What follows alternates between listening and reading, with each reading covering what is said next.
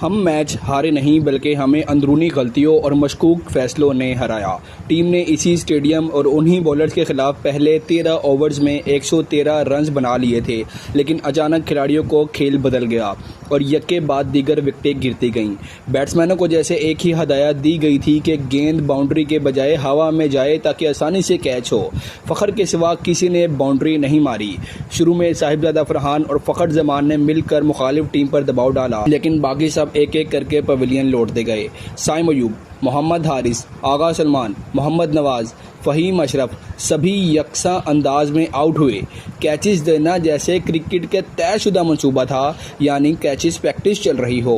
हत्ता कि शहंशाह अफरीदी भी कई बार बचने के बावजूद LBW हो गए।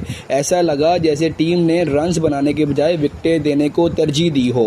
इस सूरत हाल ने मद्दाहों और माहिरीन क्रिकेट दोनों को हैरान कर दिया है कि अच्छी शुरुआत के बावजूद टीम इतनी बुरी तरह कैसे बिखर सकती है। फ़हीम अशरफ के मामले ने तो सबको हैरान कर दिया। जब 3 ओवर्स बाकी थे तो अगर टीम मोहतात खेलती तो एक माकूल स्कोर तक पहुंचा सकती थी।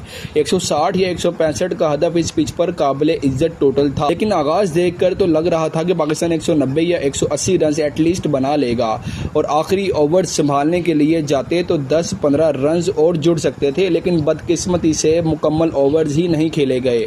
यूँ महसूस हुआ जैसे खिलाड़ियों ने ऊपर से मिलने वाले ऑर्डर्स पर ही खेलना ज़रूरी समझा। रन्स और बाउंड्री की बजाय हदायत पर अमल ज़्यादा अहम था और यही वजह है कि एक मजबूत पोजीशन के बावजूद टीम काबिल इज्जत हदफ तक ना पहुंच सकी और नतीजा वही निकला जिसका सबको डर था।